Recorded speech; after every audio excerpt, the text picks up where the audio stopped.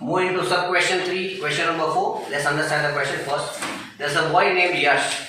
Yash scored 40 marks total in a test. Okay, he was securing 3 marks for each right answer and losing 1 mark for each wrong answer. Alright, the first condition already stated there in the question. Now we don't know how many right answers is got, how many wrong answers is got. So we'll start assuming from the right answer and the wrong answer. So let's assume right answer, wrong answer. Now let the number of right answers the person gets is x and wrong answers be y. Now let's read the question once again to see the first condition it is given. The total is secured is 40 marks. Test is 40. Now in the question it is given that he got 3 marks for each right answer. Now 3 marks means 3 into the number of questions is got 3x. Alright, now as far as wrong answers are concerned, we have to subtract the wrong answers. Right answers minus wrong answers is equal to total. And the person also secured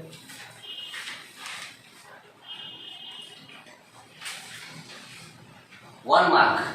So losing 1 mark is 1 into wrong answers. 3x minus y is equal to 40. You can bring it this side. And because I am going to solve it by cross multiplication method, so I bring this value this side. Alright. So this equation implies that 3x minus y minus 40 is equal to 0. That's my first equation. Moving to the second condition, it is also given that and 4 marks are awarded. If 4 marks are awarded for each of the right answer and 2 marks deducted for wrong answer. So 4 marks given for right answer means 4 marks into number of right answers minus 2 marks into number of wrong answers is equal to the total of the marks is 50. From this equation we can take 2 common. As 2 goes in all the table, divides all the numbers here. 2x minus y is equal to 25. Rearranging the values, my second equation is going to be 2x minus y minus 25 is equal to 0. Okay, now in the question they have asked how many questions were there in the test. It means we are supposed to find out the value of x, the value of y, then add them. Because total number of questions include the right answers and the wrong answers as well. You can solve these 2 equations because it's not specifically mentioned in the question which method to use. You can use any of the method, either elimination or substitution or cross multiplication. I am going to solve these 2 equations using cross multiplication because we find that easier. So let's go for it. X upon. If you see the value of x is to be hidden. So the value here, or do one thing, let's not solve it by cross multiplication method. Let's go by elimination if possible. Write both the equations in such a manner that they become easier. My first equation is 3x minus y is equal to 40. Second equation is 2x minus y is equal to 25. As you can see here, you can subtract both equations because I see the variable y's are same here. Okay, so what do? I write here. Subtract equation 2 from 1. Change the signs. Plus minus. 3 minus 2, 1x. Cancel these 2 y's.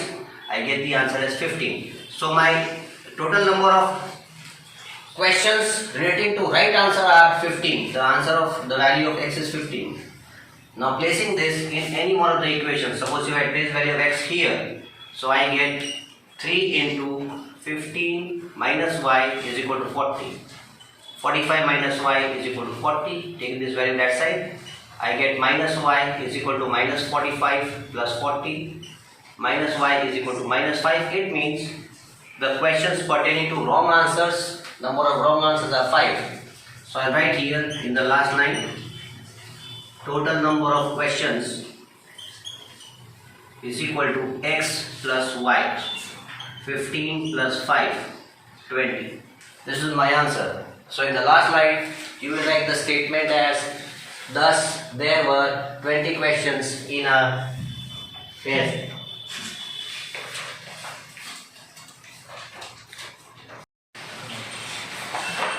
Moving to question number, sub question 4 or question number 4 from exercise 3.5. Let's read the question. Places A and B are 100 km apart. Let's understand the concept first. There are two places, two spots are given to us, A and B. The distance of this spot is 100 kilometers apart on a highway. One car starts from point A. So let's write C1, car 1, and second car starts from point 2. That is point B. From point B at the same time, if the cars travel in the same direction, now if you see, then both the cars, suppose they meet at point P here. Now it is possible only when this car works faster. This car moves faster than this car. Only then they can meet at a point. Alright, so let's see this. The speeds are not given to us, so we'll begin with speed. Speed of car A. So you write here, car 1, car 2. Net speed of car 1 is x. Net speed of car 2 is y. Now why have I taken speeds here? Because if you look at the last line in the question, they are asking us what are the speeds of the two cars. Alright. Now if you see this, the distance here is given to us. Distance. So distance traveled by car A. They are not actually starting from there, they are starting from here. Total distance is 100. In first condition, the total distance is 100. This can be taken only. Now formula for distance is equal to speed into time. Alright? So what is the speed of first car? X. Now it is given that both of them meet each other. You can see it's given, they meet in 5 yards. Both of them meet each other here after 5 yards. So T is given to us. So distance traveled by car 1 is given as speed into time, 5 into x, minus. Now why have I taken minus? Because this distance traveled will be equal to AP minus PB. That is why you take this distance as minus. Speed into time, time is 5 hours, speed of second car is y. Taking 5 common from this equation, I get x minus y is equal to 20. So this is my first equation. Going to the second case, it is mentioned that if both the cars travel towards each other. Now here I take spot A here, spot B there. Both the cars are moving together and they will meet at some point here. The distance is 100 kilometers between them. Now you can see that the distance between them should be added. Here we have subtracted. Okay, to take the small distance. So this will actually be like this. AB is equal to AP minus PB. This is what we have found here. That is why this relates to this equation. Now going to this one, you see that when they are working together, then they meet each other in 1 hour. So let's see, again using the equation of distance, formula of distance. Distance equal to speed. Speed of first car, x. Time taken, 1 hour. Plus, as they are moving towards each other, add the distances. Plus 1 hour into speed y and time taken by both together. Both of them they meet each other. Okay, so total distance traveled 100 kilometers. Actually this is the equation which relates to the distance covered by both the cars. Distance by 1, distance by 2 is equal to total distance. Taking both the equations separately, we have x minus y is equal to 20 and x plus y is equal to 100.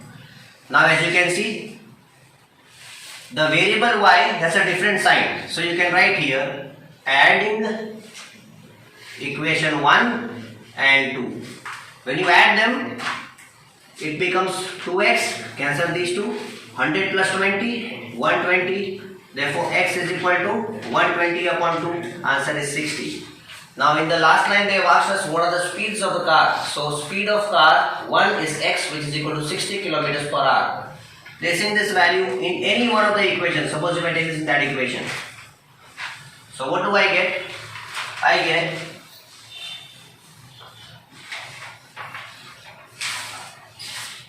x minus y. So in case of x, I am going to write 60 minus y is equal to 20.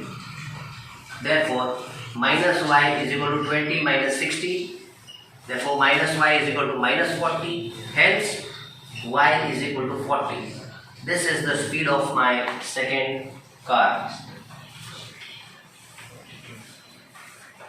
In the last line, you will write the speed of cars starting from A and B are 60 km per hour and 40 km per hour respectively. So we can say that we have assumed the speed of car A is greater than car B. Moving to sub question 5 of question number 4 from exercise 3.5. Let's read the question first. The area of a rectangle gets reduced by 9 square meters. Let's draw a rectangle.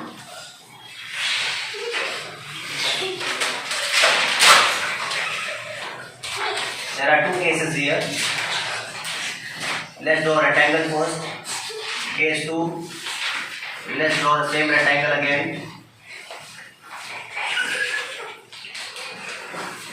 Now it's mentioned that the area of a rectangle gets reduced. So we are not given the dimensions of it.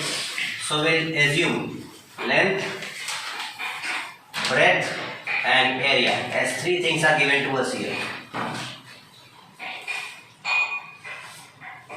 Let the length of the rectangle be x, breadth be y.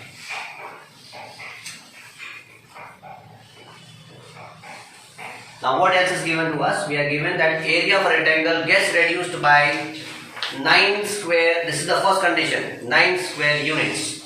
So formula for area of rectangle is length into breadth. Here it is mentioned that the area is reduced by 9 square units, xy minus 9. If the length is reduced by 5 units, the length is reduced by 5 units, x minus 5. So in the first condition, it will be x minus 5. I am going to take the conditions here, xy minus 9. And it is also mentioned that the breadth is increased by 3 units. Breadth is increased by 3 units. Case 1. Okay, we will make the equations afterwards. First we will go for the conditions. Second thing given in the question is, if we increase the length by 3 units, if the length is increased by 3 units here and the breadth is increased by 2 units,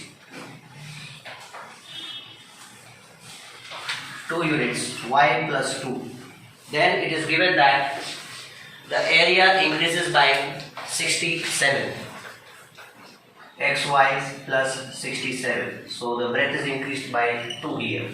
So we can see both are cases. These are pertaining to the conditions given here. Now we will make equations out of it. So for making equations, from the first one, the formula is area is equal to length into breadth. So you will write x minus 5 length into breadth is equal to area xy minus 9. Multiply these two, x into y, xy plus 3x minus 5y minus 15 is equal to xy minus 9. These two values, when I take that side, it becomes minus, so I can cancel these two. Taking only 15 on the right hand side, I get 3x minus 5y is equal to minus 9 plus 15, that will give me 6. This is my first equation from case 1. Now taking case 2, actually I have used the formula here, length into breadth is equal to area of rectangle. The same thing to be done with these values pertaining to case 2 or condition 2 which is given to us. So let's take it. The value of length x plus 3 into breadth y plus 2 is equal to area xy plus 67. X into y, xy plus 2x plus 3y plus 6 is equal to xy plus 67. When I take this value of xy to the other side, it becomes minus. So this and that value is going to be cancelled. Taking 6 on the other side, I get 2x plus 3y is equal to 67 minus 6. The answer is 61. This is my second equation. Now opting for any of the method, either elimination method or cross multiplication method or substitution method, I can solve these equations. Now suppose if I go for elimination method, because I want to find the dimensions of it, the length and the breadth. In the last time the question they have asked us, find the length and breadth of the rectangle. That is, we have to find the value of x and y. So let's solve it by elimination method. The easiest of all. Write the first equation. 3x minus 5y is equal to 6. 2x plus 3y is equal to 61. Look at the first coefficient here. Multiply this coefficient at the bottom. The first coefficient here is 2. Multiply that by this number. Now let's see what we get as equation. 2 3s are 6x minus 10y is equal to 12. And here you get 6x, that implies that, plus 6y is equal to 183. Subtract both, change the signs, cancel these two values. So here you get minus 16y is equal to minus, as minus is carried with greater number, 3 minus 2 1, 8 minus 7, 8 minus 1 7, and you get 1 there. Therefore y is equal to 171 upon 16. So the value of y on dividing,